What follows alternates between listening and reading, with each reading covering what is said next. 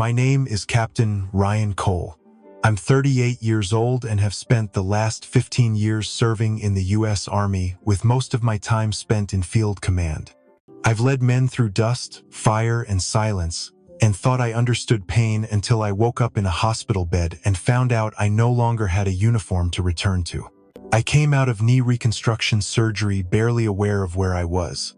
The pain meds still had a grip on my brain, and everything felt heavy, like I was underwater.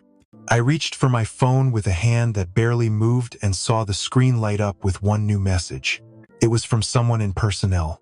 No greeting, no explanation, just a few cold lines confirming my involuntary discharge effective immediately, citing vague medical non-readiness. I blinked at the screen, waiting for it to turn into a joke or a mistake, but the words didn't change. They didn't even say my name. I was lying there with a catheter in, an IV still running, heart rate monitor beeping steadily, and that email was how they ended it. 15 years boiled down to one paragraph. No phone call, no in-person debrief, not even a thank you. I remember looking down at the scars on my leg, still bandaged, still raw, and thinking about all the times I ran into gunfire for people I'd never met. I never thought I'd be cut loose like this, discarded without ceremony, without warning. It felt like betrayal, like I'd been erased before the anesthesia even wore off. There was no one in the room with me, no commanding officer, no counselor, just me, a hospital tray, and a dull blue light from the monitor. I had given the Army everything: birthdays missed, holidays forgotten, a marriage nearly broken, and all they gave me back was silence and a cold digital goodbye. I stared at that screen until the text blurred and my pulse climbed. Not from pain, not from the surgery, from something deeper, something hollow and sharp. For the first time since I enlisted, I didn't know who I was. I was a soldier who no longer had a mission, and no one seemed to care. I enlisted at 23. I still remember the heat of that first boot camp morning, my uniform 2 sizes too big, sweat stinging my eyes before sunrise. I didn't know then how many birthdays I'd miss, how many nights I'd spend in silence somewhere far from home, counting the seconds between gunfire and breath. My first deployment was to Helmand. Dust got into everything, including my bones. I learned how to carry 60 pounds on my back and still keep a steady aim, how to write letters I hoped would never be read, and how to say goodbye without making it sound like the last time. My second tour broke something in my shoulder that never fully healed. I missed my sister's wedding. My dad had a heart attack while I was out running convoy support, and I found out 3 days later. All I could do was send a message and hope he made it through the night. I came home between tours to a different woman each time. My wife stayed, somehow, though there were nights when I could feel the distance between us even in the same room. I stopped flinching at fireworks and learned how to sleep in silence that felt like waiting. My knees went first, then the nightmares. I became the guy others leaned on. I knew how to calm someone during a mortar attack, how to keep young soldiers from unraveling after a bad call. My hands stopped shaking after firefights, but my gut never did. Every promotion meant more weight. Every mission left a little less of me behind. I believed in what I did. I followed orders. I kept my teams safe. I gave everything they asked for and then some. I stayed late, volunteered early, and never pulled rank to get out of the dirty work. I watched friends go home in boxes, and I kept showing up. So when that email came when they told me it was over in the middle of a hospital stay, it wasn't just the words that hurt. It was the emptiness behind them. No acknowledgement, no phone call, just a line of bureaucratic closure with no soul. 15 years, and they couldn't even say thank you. Just non-readiness. Effective immediately, the line that erased me. It felt like a slap from a stranger, but worse. Because I knew this system, I trusted it.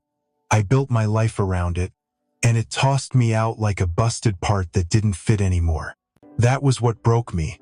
Not the surgery, not the painkillers. The realization that the loyalty I gave freely had only ever gone one way, and when they were done, they didn't even look back. I wasn't angry yet. That would come later. What I felt in that moment was smaller than rage. It was quiet. It was the silence that comes right before a person starts over or falls apart. The guy in the bed next to mine looked familiar, but at first I couldn't place him. He had gray around the edges, lines deeper than I remembered, and the kind of quiet presence that didn't need to fill space to command it. We didn't talk that first night, just exchanged nods, two wounded strangers caught in the same holding pattern. The next morning, I caught a glimpse of the name on his wristband, and my stomach tightened. General Marcus Hale. My mind jumped back to a convoy ambush outside Kirkuk 12 years ago. We were pinned down behind a burnt-out Humvee, and I dragged him out with a bullet in my thigh and mortars still dropping behind us. He looked over at me like he knew too, raised an eyebrow. Didn't say much, just nodded once and muttered my name like it had been sitting in the back of his throat for years. I felt something shift in the air, like the whole room just paused for a second. We didn't have to talk about that day. It was already between us, thick as sand and smoke. What struck me most was the timing. Of all the beds, in all the hospitals, he landed next to mine right as the army cut me loose. Right when I thought no one would even remember what I'd done. He didn't say much else. Just looked at me with this quiet intensity, like he already knew what they'd done to me, like maybe he'd seen it coming. Something was grounding about him being there. Not sympathy, not pity, just presence. Like fate hadn't forgotten me after all. In that moment, for the first time since the email, I didn't feel completely alone. And that was the start of something I didn't yet understand. The next morning, while the nurse adjusted my meds, he cleared his throat and looked over. Said he wasn't just retired. He was now running a private security firm that operated across 3 continents, handling everything from corporate risk to frontline logistics. He paused, let that sink in, then added something I didn't expect. He said he'd never forgotten what happened outside Kirkuk. Pulling him out that day didn't just save his life. It changed the way he saw leadership. And now, he said, he needed someone exactly like me. He told me they'd been looking for veterans who still had the grit and the judgment that comes from real service. Not the ones chasing contracts or titles, but the ones who still gave a damn. Then he looked at me and said, "I've got a role waiting if you want it, high level, full autonomy. You've earned that." I didn't know what to say. My throat tightened. Part of me wanted to believe it was the painkillers playing tricks on me. Another part felt something old and buried lift in my chest. It wasn't just a job offer. It was someone saying I mattered. That my years in the field meant something beyond a medical report. That I wasn't done yet. I asked why me. He didn't hesitate, said, "Because I trust you, and you once gave me your life without asking for anything back. Let me return the favor." I lay back in that bed, heart pounding louder than the machines. It didn't feel real, but it felt like maybe, just maybe, the story wasn't over. Not yet. And in that quiet moment, with the hum of hospital air and a future I hadn't dared imagine, something inside me shifted. Hope returned. I walked into the new office still favoring my leg, unsure if I looked more like a man on the mend or a man out of place. The building was clean, modern, and quiet in a purposeful way. No shouting, no scrambling, just people who knew what they were doing and didn't need to prove it every second. They gave me a private office, a laptop, and a list of operational gaps they wanted filled. I wasn't just being handed a title, I was being trusted to build something from the ground up. That meant phone calls, vetting, and reaching out to old teammates I hadn't spoken to in years. One by one, the people I called said yes. Some didn't even ask for the pay. They just said, "If you're in, I'm in." And hearing their voices, steady and unshaken, brought back a version of me I thought I'd lost somewhere between deployments and silence. There were still moments when doubt crept in, usually late at night, after the meetings ended and the coffee wore off. I'd wonder if I was just patching together an illusion of control to avoid admitting how broken I still felt inside. But then morning came, and someone would stop by my office, ask for input, or bring me a fresh lead. And every time, it reminded me, this place wasn't just about filling a role. It was about building something that mattered. The contrast with my old unit was sharp. Back there, fear ruled, promotions were favors, Mistakes were weapons. Here, people asked questions without shame, shared failures like blueprints. It felt foreign at first, then it started to feel like healing. I saw my name on the door one evening, just a small plaque, but it hit harder than any medal I'd ever earned. I was no longer defined by what was taken from me. I was defined by what I was building next. That's when I knew. This wasn't just a comeback, it was a rebirth. The first message came from an old logistics captain I hadn't spoken to in over a year. Said he heard I was heading operations now. Just wanted to say it was good to see someone real in charge for once. I replied with a simple thank you. No pitch, no recruiting line. I didn't need to say more. People in this world read between the lines. The ones who mattered always did. Within a week, 3 more reached out. Quiet messages. Subtle questions. Are you building a team? Need any help on the supply chain side? Are you still taking on new roles? Each one came from someone I'd served with. People who had seen the pressure and stayed steady under it. There was a quiet satisfaction in it. Not loud or smug, just a kind of quiet justice. They weren't chasing titles. They were chasing something solid. And somehow, they believed I was it. The word spread the way it always does. Not through announcements or headlines, through side calls, private chats. One team lead said, "If Ryan's got something going, I'd rather be there than babysit egos here." I didn't gloat. I didn't fire back emails with "I told you so" written between the lines. I just kept responding with the same steady tone. Let's talk. Here's what I'm building. No promises, just possibilities. Every new handshake felt like a step away from the wreckage. Not just my own, but theirs too. Because we'd all seen how the system could chew people up. And now, it felt like we were doing something different. The ones who had played games and chased glory never saw this coming. They thought leadership was volume and rank. They forgot that real respect follows consistency. Integrity. Quiet strength. Now it was finding its way back. One message at a time. The first call came from a blocked number late on a Thursday night. I didn't answer. Something in my gut already knew who it was. The next day, a familiar name lit up my screen. Colonel Graves. We hadn't spoken since my last deployment.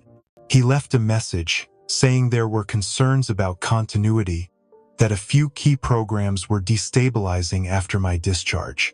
I deleted the voicemail. By the following week, it wasn't just commanders calling. There were emails from defense liaisons, invitations to classified briefings. Even a message marked urgent from a senior official I used to report to. The tone had shifted. Less authoritative, more careful, like they realized they'd underestimated the fallout. I didn't reply. I didn't need to. I wasn't looking for revenge. I was just done giving parts of myself to a machine that didn't know how to value them. Then the Pentagon called. It was a late afternoon. I just wrapped a team strategy session and was sipping cold coffee in my office. The call came through marked with a secure channel ID. I stared at the screen, let it buzz 3 times, then hit decline. Silence never felt so complete. There was no anger in me, no satisfaction either, just stillness. Like I'd finally reached a place beyond needing to explain my worth to anyone. A week later, someone forwarded me an internal memo. It detailed operational slowdowns, contractor fallout, morale issues. They never mentioned my name, but the message between the lines was clear. I was no longer just a number on a roster. I had created a gap that they didn't know how to fill. That night, I sat on my porch with a notebook and no plans. No uniform, no agenda, just space. The kind I'd never been allowed to take before. Lisa came out and sat beside me. Said nothing. She didn't need to. She saw it in my face. Not the victory, the release. They could keep calling. They could send more emails. They could try to backtrack, patch holes, smooth stories. But they couldn't rewrite what had already shifted. For 15 years, I gave everything without asking for much. When they discarded me, I didn't fight back. I just moved forward. And when the Pentagon called, I let it ring. That's when I knew. Power wasn't about rank. It was about knowing who you are when the uniform comes off. and not needing anyone's permission to move on. I still keep my uniform in the back of the closet, folded, pressed, untouched since the day I left the base. It's not out of anger, it's respect for what it meant and what it cost. The flag still flies in front of my house. I raise it each morning like I always have. But something in me has changed. That ritual used to feel like a duty. Now it feels like a choice. I've stepped into a new role at the firm. Leadership with clarity, not control. The kind that listens before it commands. The kind I never saw enough of when I wore the rank. Most days, I get to choose what matters. I mentor younger vets who are struggling to find their footing after service. I sit with them, let them speak the weight they carry. Sometimes, that's all they need. Lisa says I've softened. Not weaker, just more present. I don't miss every dinner anymore. I show up for the quiet stuff. The walks, the laughter, the things that slipped past me before. I've learned that loyalty should be a two-way street. That silence isn't strength when it hides your hurt. That walking away isn't quitting when the place you're leaving never saw you fully to begin with. My new mission isn't about contracts or titles. It's about making space for others to land softer than I did. It's about building a culture where service doesn't end in silence. Sometimes I think about that hospital bed, how broken I felt, how cold that email was, and how it took getting cut loose to finally breathe again. I don't carry bitterness, just boundaries. I still believe in honor, but I no longer mistake obedience for it. And I'll never again hand my loyalty to those who treat it like a line item. What I have now isn't flashy, but it's mine. Built from clarity, fueled by purpose, held steady by people who chose to walk with me, not behind me. The flag still flies, but I've found a new mission. One that starts each morning when I look in the mirror and recognize the man looking back. Not just a soldier, not just a survivor, a leader on his own terms. And that's enough. If you've made it this far, thank you for sitting with my story. It's not just about the uniform or the betrayal. It's about what happens when the life you gave everything to no longer has a place for you. I've learned that you can rise again, even when the fall feels personal. That sometimes being cut loose is the first step to finding solid ground. But it takes time, clarity, and the kind of honesty that doesn't come easy. Now, I want to ask you something. Have you ever given your all to something or someone, only to be pushed aside when it no longer suited them? And if so, what did you do with the space they left behind? I'm not asking for drama or details, just your truth, because stories like mine aren't rare, they're just rarely spoken out loud.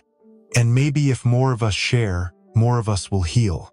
Drop a comment if this hit close to home, or just sit with it for a while.